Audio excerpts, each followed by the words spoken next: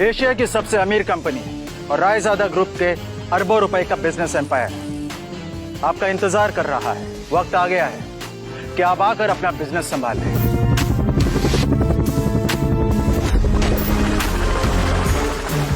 अहान रायजादा, ऐसा वजनदार नाम मानो इंडिया की टॉप बिजनेसमैन फैमिलीज में से किसी एक का वारिस हो। मगर हम जिस अहान रायजादा की बात कर रहे हैं उसके कतरे कतरे से बेबसी झांक रही है। अहान एक करोड़पति बिजनेस फैमिली का दामाद तो जरूर है, मगर उसकी हालत पर घर के नौकर भी कहते हैं, कुछ पैसे चाहिए तो बता देना, तुम्हारी गरीबी देखी नहीं जाती। कहने को तो अहान जैसी रिच फैमिली के दामाद सड़कों पर महंगी कार दौड़ाते थे, महंगे क्लब्स में जाते थे, मगर अहान की लाइफ में 3 चीजें आम थी। पहली चीज बेइज्जती, दूसरी चीज बहुत बेइज्जती और तीसरी चीज बहुत से भी ऊपर वाली बेइज्जती। और हाँ, कभी कभी वो किसी रईस को जब अपनी बीवी को एक महंगे होटल में खाना खिलाते देखता था तो वो खुद से कहता था, एक दिन अपना भी टाइम आएगा जब मैं महंगे सूट में ऐसी किसी महंगे होटल में अपनी बीवी शनाया को दर्शन के साथ खाना खिलाऊंगा। जब वो मेरे सीने से लग के एक रोमांटिक डुएट में मेरे साथ रोमांटिक कैंडल लाइट डांस करेगी ना तो वहां बैठे सारे रईसजादों के सीने पर सांप लौटेंगे।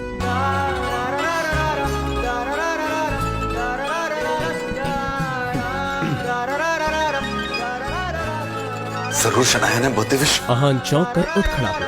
मोबाइल स्क्रीन पर देखा तो शगुन का फोन था। अहान के सारे सपने छूमंतर हो गए।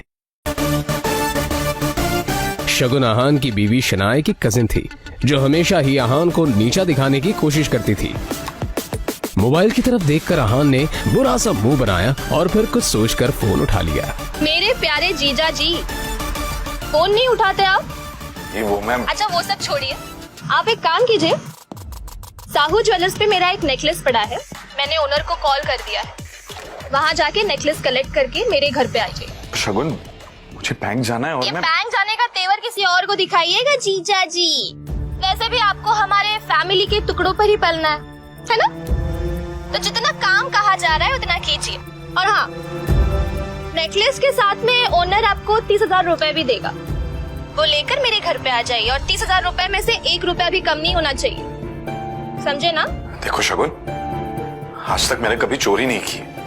और दूसरी बात ये कि अगर मुझ पर इतना डाउट है तो किसी नौकर को भिजवा के करवा लो। क्या है ना, बहस करने की इजाजत आपको है नहीं, तो जितना काम कहा जा रहा है उतना कीजिए। 1 घंटे के अंदर नेकलेस और पैसे लेकर मेरे घर आ जाइए। और फिर से कह रही हूँ, 30,000 रुपए में से 1 भी रुपया कम नहीं होना चाहिए। बाय। अरे है दीदी को बुलाओ यार, है दीदी।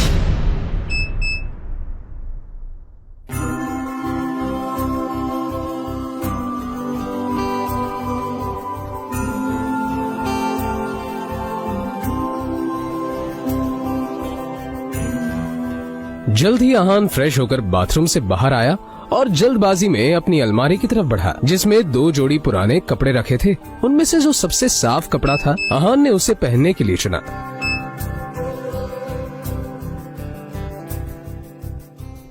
तैयार होकर वो बाहर निकला और जैसे ही सामने देखा तो उसकी सांस यामिनी गिल अपनी कुछ सहेलियों के साथ रमी पार्टी में व्यस्त थी। तभी यामिनी जी की एक सहेली ने अपने सैंडल की तरफ देखकर कहा, यामिनी, ये देखो ना, तुम्हारे आते आते मेरा बेल्ट टूट गया चप्पल का। अब मैं घर कैसे जाऊंगी? अरे इसमें टेंशन लेने वाली कौन सी बात है? तुम पार्टी एंजॉय करो, मैं नौकर से कह दूंगी, वो ठीक करवा कर लाएगा। ना ना, मैं नौकरों पे भरोसा नहीं करती। मेरी चप्पल महंगी है, तू एक बार टूट गई चप्पल तो मैं दोबारा पहनती नहीं हूँ। लेकिन क्या करूँ, घर भी तो जाना है ना। अहान उस तरफ से निकला ही था जब यामिनी जी की नजर उस पर पड़ गई। डोंट वरी, नौकर नहीं है, नौकर से थोड़ा ऊपर ही है, वो तुम्हारा काम अच्छे से करेगा। सुनो, ये चप्पल लो और इसे ठीक करा कर लाओ। तभी यामिनी जी की सहेली ने कहा, यामिनी, ये सब काम दामाद से अच्छा नहीं लगता। अरे तुम इतना टेंशन क्यों ले रही हो? वैसे भी इसे ये सब काम करने में बड़ा मजा आता है। तुम लोग को भी कोई काम हो तो बता दे रहा। दामाद है तो क्या हुआ, चप्पल भी ठीक नहीं करा सकता? कुछ तो करे, वैसे भी कुछ करता धरता तो है नहीं। ये बातें सीधा आहान के दिल पर आकर लगी, मगर अब उसे ये सब हमेशा ही सुनने की आदत हो गई थी। उसे याद था कि आज उसका बर्थडे है, मगर ये सिर्फ उसे ही याद था, बाकी किसी को भी इससे कोई मतलब नहीं था। शगुन का काम करने जा रहा। बहस मत करो, जो काम दिया है वो करके आओ। दामाद है तो दामाद की तरह रहो। भिखारी कहेगा, पता नहीं शनाया की जिंदगी में ऐसा क्या लिखा था कि तुम जैसा निठल्ला पति मिला है उसे। और अब यामिनी जी की सहेली ने आहान को उसकी टूटी हुई सैंडल की स्ट्रैप दिखाकर कहा, ये वाली चप्पल ठीक करना है, महंगी दुकान में ठीक करवाना, समझ में आया? कहते हुए उसने आहान का हाथ उठाकर सैंडल उसके हाथ में पकड़ा दिया।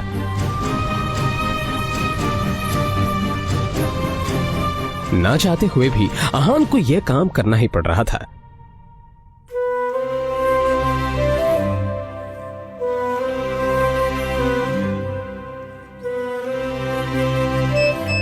उसके मोबाइल पर उसकी बीवी शनाया ने मैसेज किया। ये मैसेज पढ़ते ही आहान के होठों पर एक स्माइल आ गई और उसकी पूरे दिन की टेंशन जैसे गायब ही हो गई। आज पहली बार शनाया ने उसे ऑफिस बुलाया था। एक वही तो थी उसकी जिंदगी में जिसकी मुस्कुराहट देखकर वो खुद को जिंदा रखता था। शनाया का चेहरा देखे बिना आहान को चैन नहीं मिलता था, और उसके बस में होता तो शनाया की हर एक खुशी के लिए खुद को लाखों बार कुर्बान कर देता। रास्ते में आहान को एक फूलों की दुकान मिली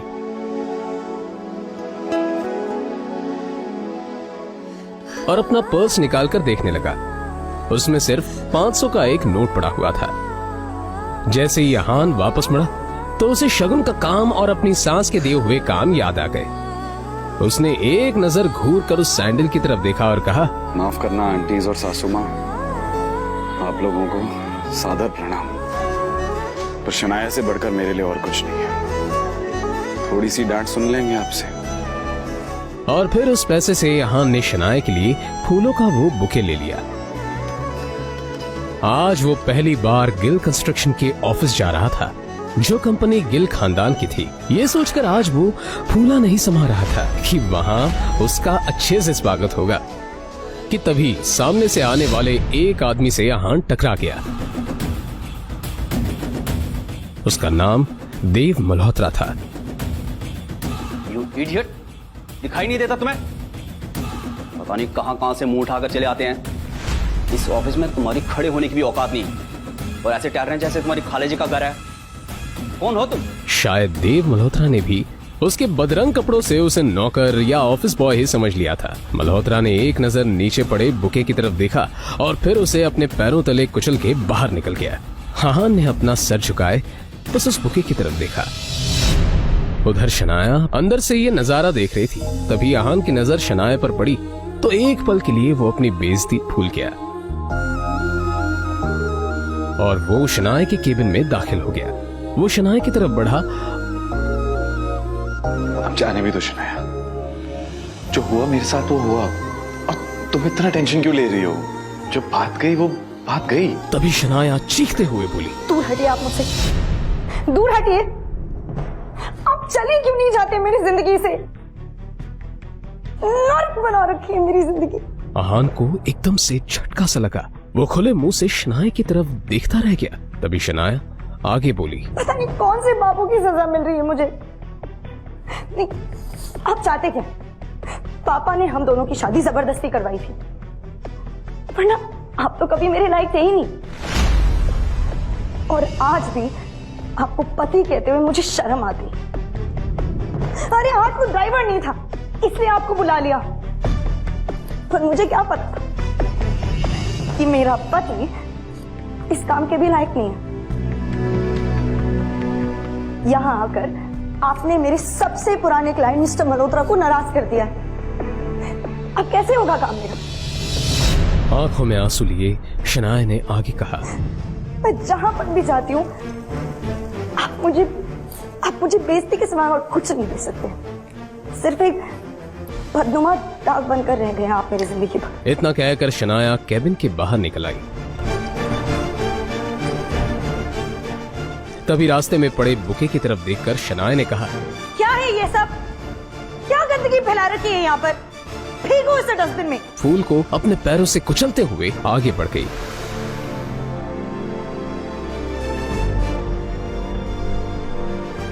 मल्होत्रा अपनी कार में बैठा पहले से शनाया का इंतजार कर रहा था। फिर आहान के सामने ही शनाया अपने क्लाइंट मल्होत्रा की कार में बैठी और बिजनेस के सिलसिले में वहीं से जा चुकी थी। तभी आहान के सामने एक काली रंग की कार आकर रुकी, जिसमें से एक अधेड़ उम्र का शख्स बाहर निकला। अपने सामने खड़े आदमी को देखकर आहान गुस्से में नजर आने लगा।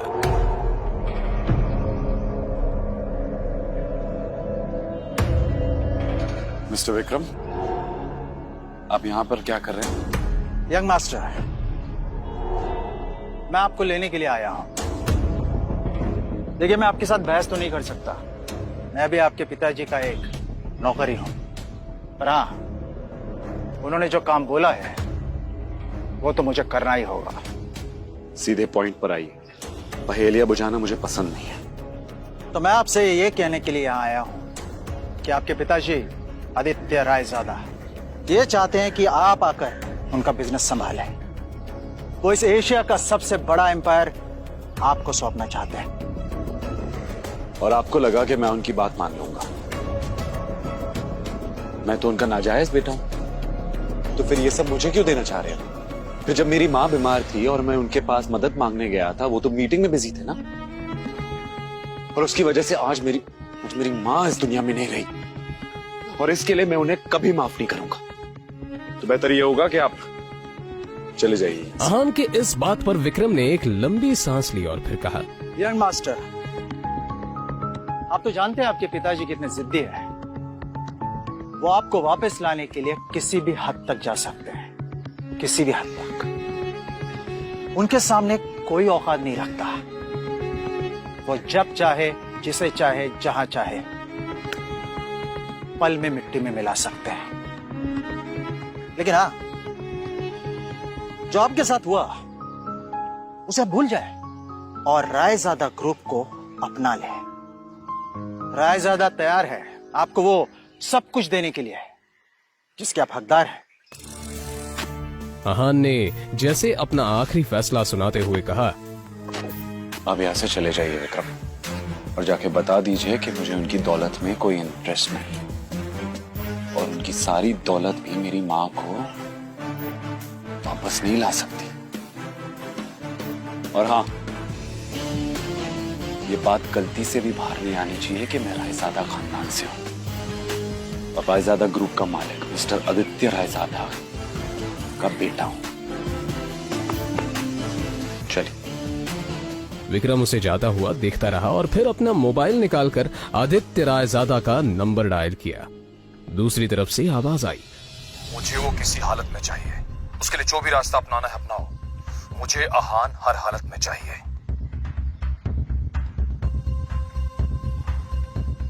यंग मास्टर, आपको आना ही होगा। इधर आहान कुछ ही देर में अब अपने घर पहुंच चुका था। लगी घड़ी में देखा तो शाम के 7 बज चुके थे। अपने आसपास देखते हुए उसने कहा, तभी अचानक ही आहान का मोबाइल बज उठा। उसने स्क्रीन पर देखा तो यामिनी जी का फोन था। फोन उठाते ही दूसरी तरफ से आवाज आई, कहाँ थे तुम? हाँ, तुम्हें पता है ना, तुम्हारी वजह से मेरी सहेलियों के सामने मेरी कितनी बेइज्जती हुई है।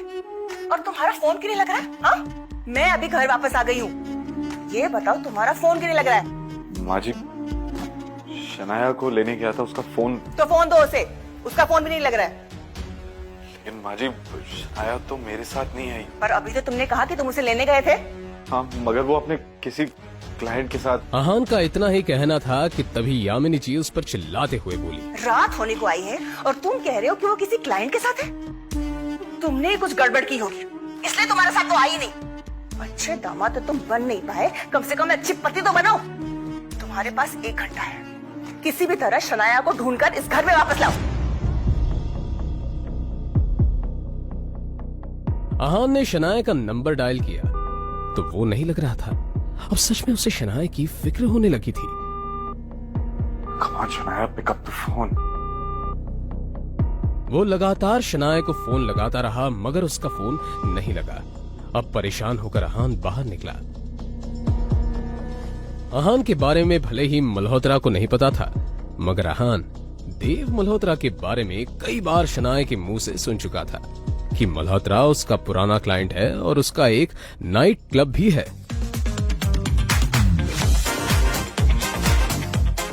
अंदर बेहद ही शोर शराबा था और लोग शराब पीकर नाच रहे थे।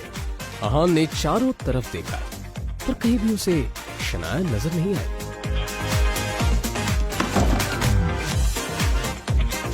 यहाँ तुम्हारी हिम्मत कैसे यहाँ आने की?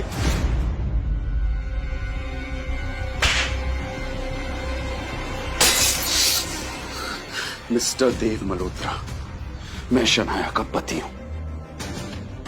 जी तो कर रहा तुम्हें अभी के अभी जान से मार दूं, पर मेरे हाथ बंधे हुए हैं क्योंकि शनाया को तुम पर बहुत भरोसा है। अब तुम्हारे साथ क्या करना है ये शनाया ही डिसाइड करेगी। आउट।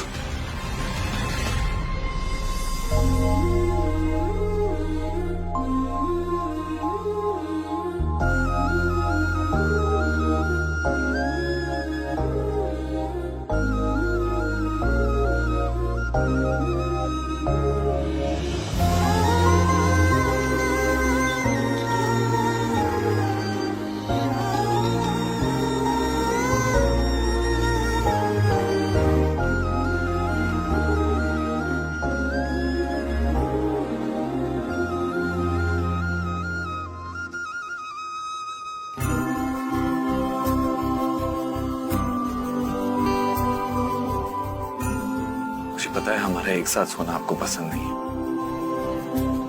पर आज रात आपको इसी कमरे में सोना पड़ेगा।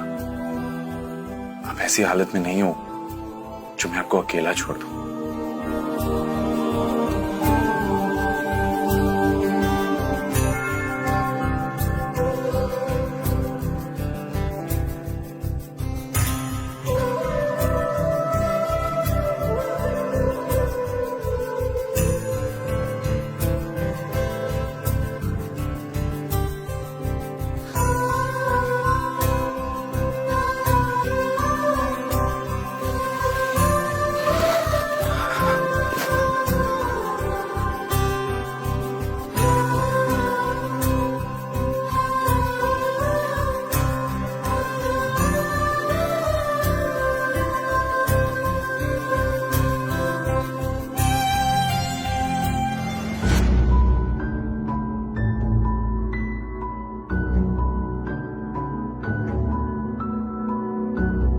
आपकी हिम्मत कैसे हुई मुझे अपने साथ सुलाने की?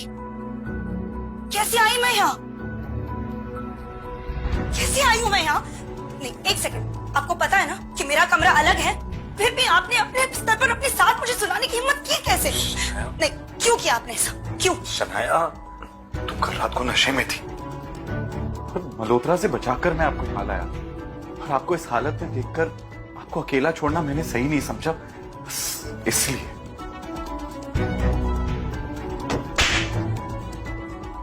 अब शनाया को बीती रात की सारी घटना याद आ गई जब देव मल्होत्रा ने उसके ड्रिंक में कोई दवा मिला दी थी और फिर उसका फायदा उठाना चाहा था। मुझे याद आ गया कि मेरे साथ कल क्या हुआ था। पर अगर आप ये समझते हो कि आप इस बात का फायदा उठाकर मेरे करीब आ सकते हो तो ये दिमाग से कंप्लीटली निकाल दो। आपके चक्कर में मुझे याद ही नहीं रहा कि मुझे कितना जरूरी काम करना था। इस मल्होत्रा का तो कुछ करना पड़ेगा। मुझे पता ही नहीं था कि ये इतना घटिया इंसान निकलेगा।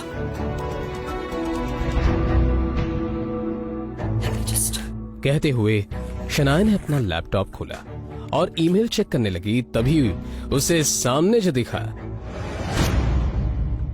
उससे शनाया एकदम से शॉक्ड हो गई। वो हैरानी से ईमेल पढ़ते हुए बोली, ये कैसे हो सकता है? इस ऑफिसर ने मेरे ड्रीम प्रोजेक्ट को अप्रूव करने से मना कर दिया।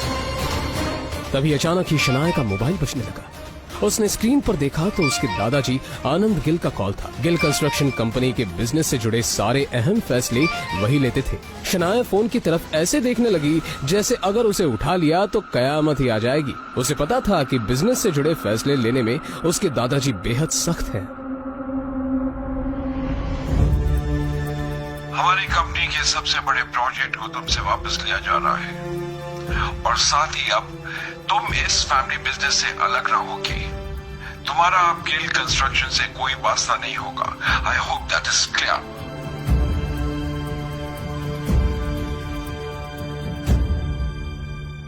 अब ये सब जो कुछ भी है मेरी सरदर्दी है और ये सब मैं खुद ही हैंडल कर लूंगी। इस एक मेल की वजह से मुझसे मेरा ड्रीम प्रोजेक्ट छीना गया।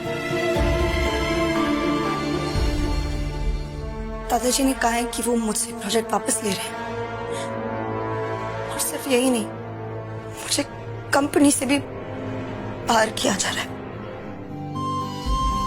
मगर ऐसा कैसे हो सकता है? एक प्रोजेक्ट की वजह से कोई भी किसी को कंपनी से कैसे निकाल सकता है? और अगर अप्रूवल नहीं मिला, इसमें आपकी क्या गलती है? मैंने कहा ना कि मैं ये सब खुद हैंडल कर लूंगी। मुझे लगता है कि आपको एक बार दादाजी से मिलकर इस मामले में बात करनी चाहिए। इतना बड़ा फैसला फोन पर नहीं कर सकते। शनाया, दुनिया मुझे निकम्मा समझती है, अब शायद आप भी मुझे ऐसे ही समझते। अब एक बार अपने इस निकम्मे पति को भी मौका देकर देख लो। ओह, तो आप अपने आप को बड़ा तीसमार खान समझते हैं ना? क्या कर लेंगे आप? मेरे साथ चलो और अपने दादाजी से बात करो।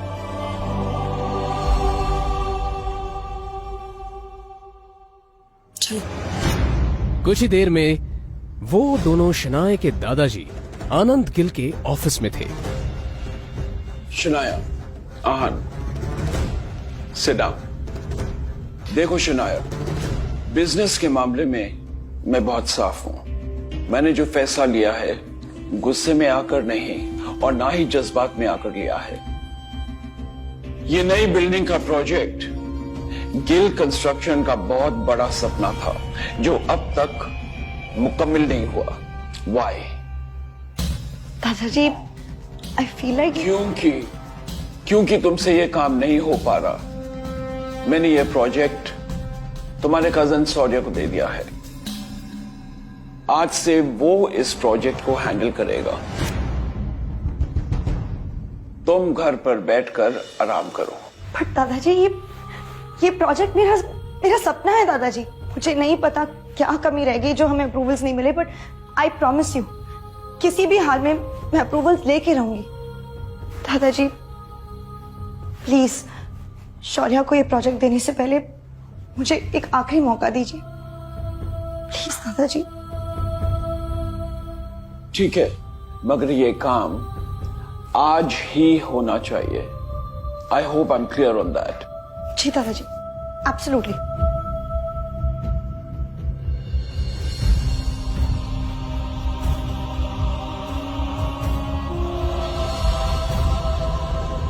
शौर्य शनाया का ही कजिन था जो हमेशा से शनाया को बिजनेस से बाहर करना चाहता था। उसकी हसरत थी कि एक दिन वो इस बिजनेस एम्पायर को हासिल कर ले और इसके लिए शनाया को वो हर हाल में पीछे छोड़ना चाहता था। अप्रूवल के लिए आई हो, मगर अफसोस अब कोई फायदा नहीं है क्योंकि उस ऑफिसर को मैंने ऑलरेडी खरीद लिया।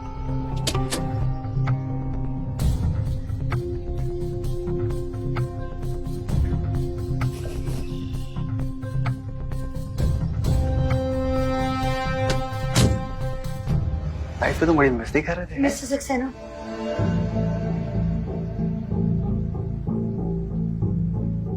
कहिए शनाया जी, कैसे आना हुआ?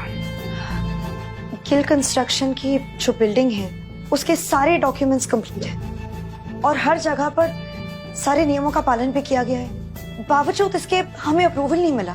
क्या मैं आपसे पूछ सकती हूँ कि आपने ऐसा क्यों किया? मैंने इन्हें ऐसा करने बोला था। कमली, तुम यहाँ? हाँ, मैं यहाँ, मैं यही काम करती हूँ। और ये जिस सक्सेना से तुम बात कर रही हो ना, वो मेरा पति है शनाया। जब मुझे पता चला कि तुम्हें हमारे अप्रूवल की जरूरत है, तो मैंने ही इन्हें ऐसा करने से मना कर दिया। आज मेरा पति वो जगह पे है जहाँ वो तुम्हारा काम बना भी सकता है और बिगाड़ भी सकता है। लेकिन तुम तो बहुत पैसे वाली हो ना शनाया, क्यों जाओ करवा लो अपना काम, जिससे भी करवा सको। कामिनी, जो कुछ भी हुआ वो सब मेरी गलती थी। मैं बहुत नासमझ थी। प्लीज अगर हो सके तो सब भूल जाओ। मैं नहीं भूल सकती शनाया, मैं नहीं भूल सकती उस दिन को शनाया, जिस दिन मेरी शादी तय हुई थी और ये बात मैं तुम्हारे साथ सारी सहेलियों को बता रही थी। और तुमने मेरे बेरोजगार पति के बारे में सुनकर सबके सामने उसका मजाक उड़ाया था और मेरा भी मजाक उड़ाया था। सारी सहेलियां हंस रही थी मेरे ऊपर और मैं रोते हुए वहां से आई थी। कामिनी देखो, वो सब मेरी नासमझी थी और मैं बहुत ज्यादा शर्मिंदा हूँ। शर्मिंदा होने से काम नहीं चलेगा शनाया। उस दिन का बदला तुम्हें आज चुकाना होगा। बेइज्जती के बदले बेइज्जती होनी चाहिए। मतलब ये तुम्हारा पति है ना, इसने आज तक कौन से झंडे गाड़ दिए शनाया? अरे इसकी तो मेरे पति के बराबर खड़े रहने की भी औकात नहीं है। और मैंने सुना है कि ये घर जमाई बनकर रहता है। कामिनी, अब तुम गलत बोल रही हो। मैंने अभी कुछ कहा ही कहा है शनाया।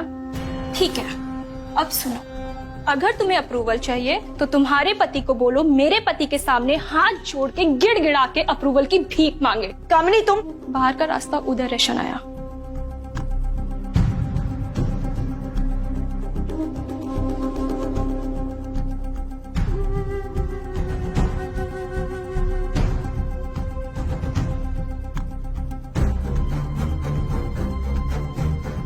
उफ, शायद काम हुआ नहीं। So sad. अब तो तुम्हें ये प्रोजेक्ट मेरे हवाले करना होगा। और तो और आनंद दादू की नजरों में भी अब तुम किसी काम की नहीं रही। अब तो तुम्हें ये कंपनी भी छोड़नी पड़ेगी। तुम बिल्कुल टेंशन मत लो, मैं हूं ना, मैं सब संभाल लूंगा।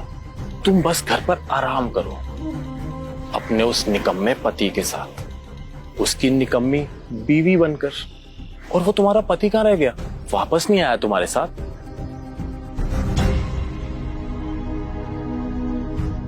बाहर से शीशे के उस पार क्या हो रहा है ये साफ दिख रहा था। और फिर शनाया ने जो देखा उससे तो शनाया को झटका सा लगा। अंदर अहान सारे स्टाफ के सामने गिड़गिड़ा रहा था, अप्रूवल की भीख मांग रहा था।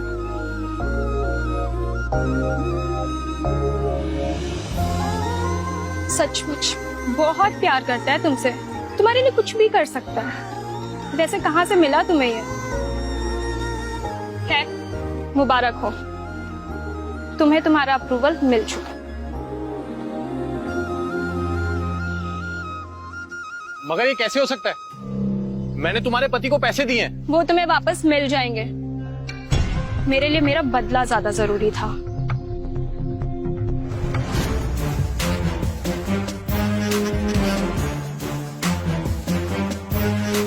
आप क्या समझते हैं खुद को? क्यों किया आपने ऐसा?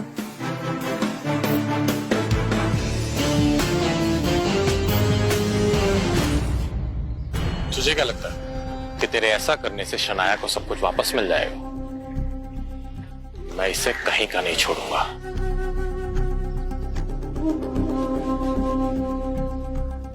तू क्या? दुनिया में कोई भी शनाया का बाल तक बांका नहीं कर सकता। ओह, मगर कब तक साथ देगा तो शनाया का? देखता जा, मैं तेरा और शनाया का रिश्ता ही खत्म कर दूंगा। कोशिश कर ले, चल जाएगा।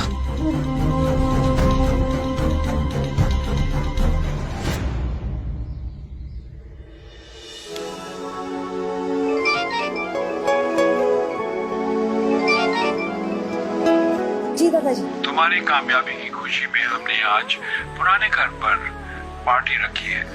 तुम आहान के साथ आ जाना। जी दादाजी, थैंक यू। हम आ जाएंगे।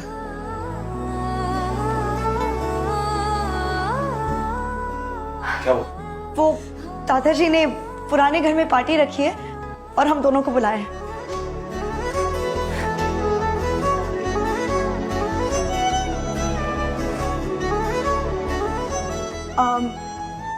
मेरा मतलब है कि पार्टी में बुलाया है, पर इसमें इतना खुश होने वाली बात ही नहीं है।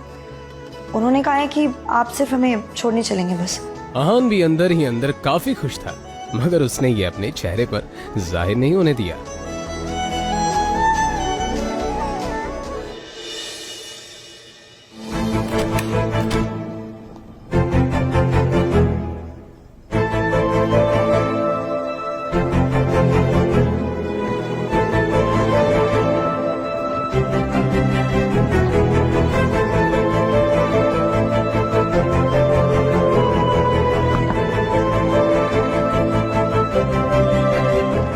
इतना हैरान होने की कोई जरूरत नहीं है। अपने लिए कुछ कपड़े मंगवाए थे, पसंद नहीं आए। दुकानदार पैसे वापस ही नहीं कर रहा था, तो मैंने सोचा आपके लिए कुछ मंगवाया।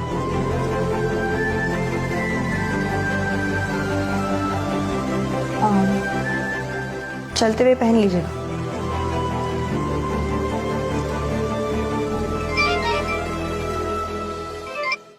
हाँ शगुन बोलो। शनाया, ये शॉपकीपर बोल रहा है कि तुमने आहान के लिए स्पेशल ऑर्डर देके सूट बनवाया है। क्या चल रहा है ये सब? तो मैं आहान के लिए कुछ करूं तो उसमें गलत क्या है? फोन रखो, बाद में बात करते हैं। इस पार्टी में कुछ तो ऐसा करना पड़ेगा जिससे आहान और शनाया की बेइज्जती भी हो जाए और गलती भी आहान की हो। शौर्य, ऐसा होगा कैसे? इस गरीब सड़क छाप पे इतना महंगा सूट कुछ जम नहीं रहा है। शनाया, वेलकम बच्चा। Aahan, welcome to the party. Come let's have a drink. आ जाओ। शनाया भी पता नहीं आजकल इसे कुछ ज्यादा ही भाव देने लग गई है। पता नहीं क्या हो गया इसे। सही कहा, आजकल कुछ ज्यादा ही उछल रहा है। अब देखो मैं क्या करता हूं।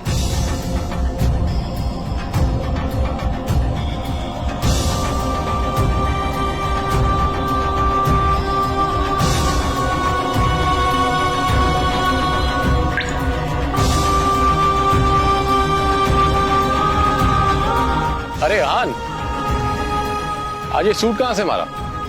ओ, अब ये निकम्मा पति अपनी पत्नी के टुकड़ों पे पलने भी लगा है, वरना तुम्हारी इतनी औकात का कि तुम इतना महंगा सूट पहन सको। अरे जीजा जी, इसकी बातों का बुरा मत मानिए आप। अब आखिर जीजा जी घर जमाई है ना। अब घर जमाई तो अपने ससुराल के टुकड़ों पर ही पलता है ना? और आप अपनी पत्नी के पैसों पे ऐश कर रहे हो, तो इसमें गलत क्या है? अच्छा सॉरी, लेकिन शगुन, तुम्हें लगता है कि शनाया इससे प्यार करती है? तुम्हें ऐसा क्यों नहीं लगता? वो देखो, अपने पति को छोड़कर। हाँ, वो तो है। गौरव हमेशा से ही शनाया को पसंद करता था, मगर फिर उसकी शादी शगुन के साथ हो गई। बावजूद इसके गौरव अब भी कोई मौका नहीं छोड़ता था, इसलिए अब भी वो उस पर ट्राई करता रहता था। हाँ, ये बात अलग थी कि शनाया गौरव को जरा भी भाव नहीं देती थी। कम से कम आज के दिन तो शनाया को अपने पति को अकेला नहीं छोड़ना चाहिए था। जीजा जी, ओ छोड़िए ना, चलिए हम एंजॉय करते हैं। नहीं मैम, शराब नहीं पी। अरे कम ऑन आहान, कभी कभी ऐसी पार्टीज में ये सब चलता है। पी भी लो।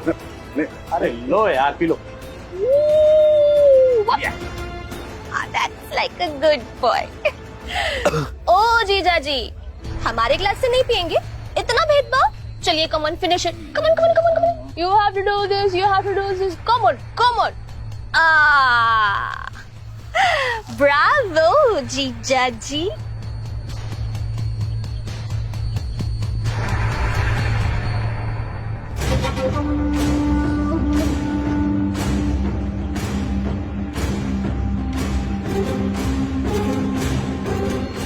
सुनिए सुनिए सुनिए, ये है हमारे घर के दामाद। इनमें बहुत सी खूबियां हैं और ये किस खानदान से है, इनका पेशा क्या है, आज ये सब बताएंगे कि इन्होंने क्या सोचकर हमसे रिश्ता जोड़ा। ओह, तो तुम दोनों ने इसीलिए मुझे शराब पिलाई। अब अगर इतनी जिज्ञासा हो ही रही है तो सुनो। साले साहब, पहले आपसे शुरू करते हैं। तुम ना एक नंबर के लालची और खुदगर्ज इंसान हो। गिल कंस्ट्रक्शन के भाग दौड़ को हासिल करना चाहते हो और इसीलिए तुम शनाया को अपने रास्ते से हटाना चाहते हो। अरे तुम तो हमारा रिश्ता भी तोड़ना चाहते हो। ये क्या बकवास कर रहे हो? चुप, बिल्कुल चुप, मेरी बात खत्म नहीं हुई अभी तक।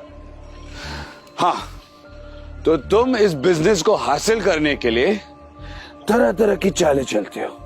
अपने बाप नीरज गिल के साथ मिलकर दादाजी की चपलूसी करते हो और उन्हें शनाया के खिलाफ भड़काते हो। Stop it. आखिर ये हो क्या रहा है यहाँ? दादाजी दादाजी दादाजी, वैसे भी दादाजी आपका क्या कहना। दिखाने को तो आप शनाया को मौका देते रहते हो, लेकिन अंदर ही अंदर आप शौर्य को ज्यादा चाहते हो। इसीलिए तो आपका हर एक फैसला शौर्य के हक में और शनाया के खिलाफ होता है। You are disgusting. जाओ यहां से। आहान, अपनी हद में रहो। ये हमारे दादाजी हैं।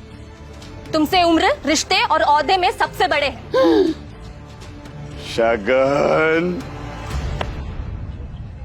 ओ शगन, तुम्हारी कमी थी।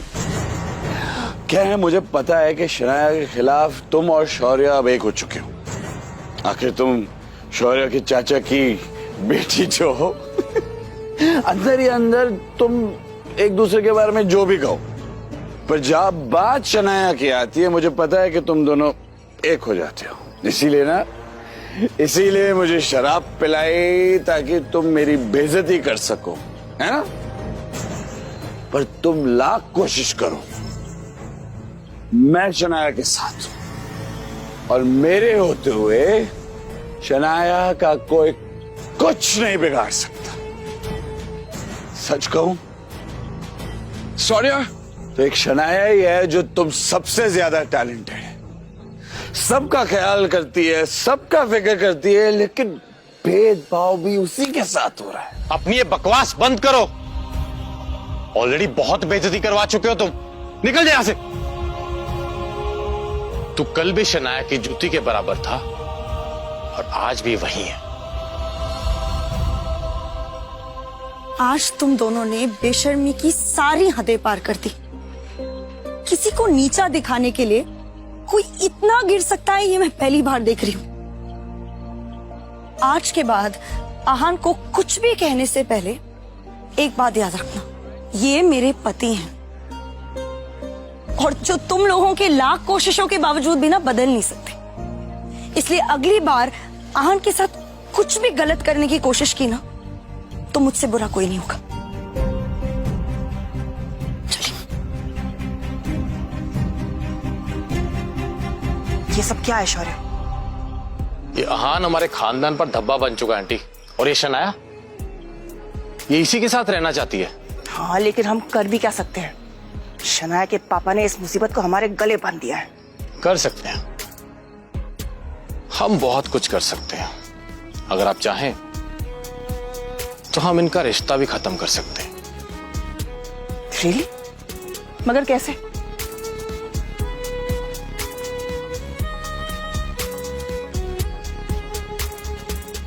ठीक है, तुम्हें जो करना है तुम करो, लेकिन एक बात याद रखना, शनाया को कुछ नहीं होना चाहिए। आप फिक्र मत करिए, शनाया को कुछ नहीं होगा।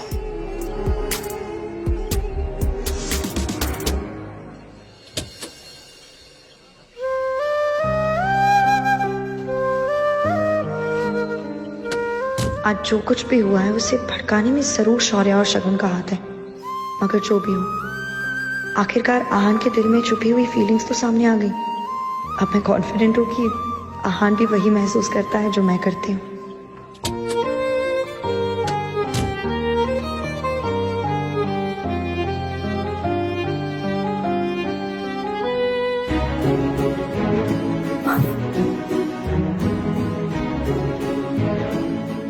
मैं आपसे बहुत प्यार करता हूँ। सॉरी, जो भी हुआ ना उसमें मेरी कोई गलती नहीं। सब ना हमें अलग करना चाहते, मगर मैं ऐसा होने नहीं दूंगा। मैं आपके साथ रहूंगा, आपको कभी अकेला नहीं छोड़ूंगा।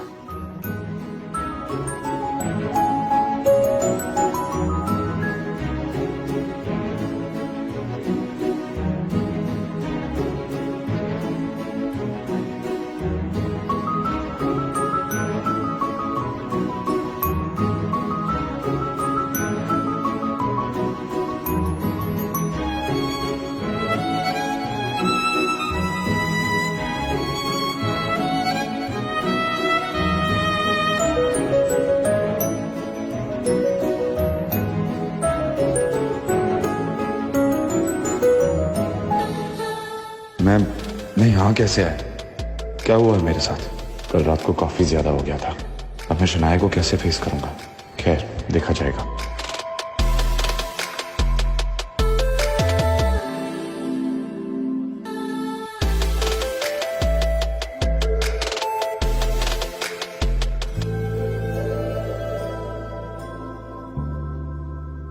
Good morning. कल रात जो भी हुआ उसके लिए मैं बहुत शर्मिंदा हूँ। कल रात को आपको फिर से मेरी वजह से तकलीफ हुई, उसके लिए हो सके तो मुझे माफ कीजिए। कल रात के लिए I am really sorry. Coffee तो ले लो।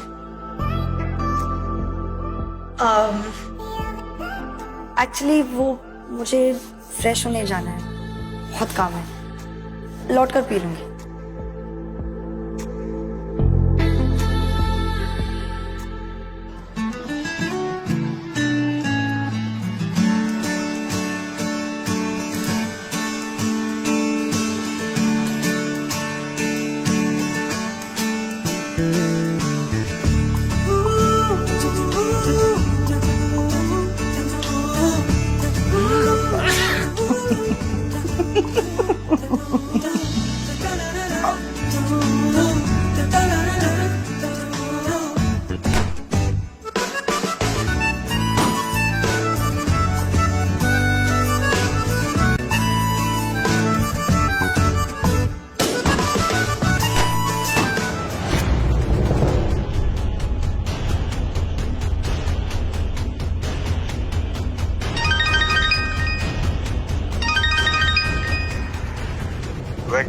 विक्रम बोल रहा हूँ। अब आप क्यों फोन कर रहे हैं?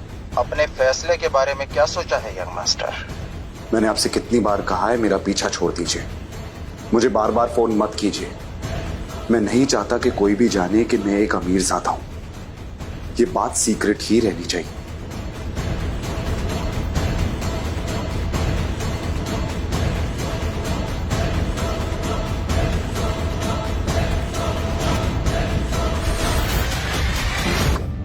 आहान शहर का सबसे अमीर इंसान होने के बावजूद भी क्यों एक गरीब फटीचर की तरह रहता है? क्या होगा जब सबको आहान की असलियत का पता चलेगा? शनाया ने किस मजबूरी में आकर एक गरीब फटीचर आहान से शादी की? क्यों आहान इतनी बेइज्जती सहकर भी शनाया से इतना प्यार करता है? इन सभी सवालों का जवाब जानना चाहते हो तो आपको सिंपल सा एक काम करना है। अपने स्क्रीन पर दिखाए गए एक नीले रंग के इंस्टॉल बटन पर क्लिक करना है। क्लिक करने पर तुरंत आपको मोबाइल फोन पे प्ले स्टोर पेज दिखाई देगा, जिसमें पॉकेट एफएम के नीचे दिए हुए इंस्टॉल बटन पर क्लिक करना है। उसके बाद ओपन बटन पर क्लिक करके अपने मोबाइल नंबर से पॉकेट एफएम ऐप रजिस्टर करिए। अब आप पॉकेट एफएम के सभी अद्भुत ब्लॉकबस्टर कहानियों को सुन सकते हैं। इंस्टॉल कीजिए पॉकेट एफएम और फ्री में सुनिए दुनिया भर में हंगामा मचाने वाली ये जबरदस्त कहानी सीक्रेट अमीरजादा।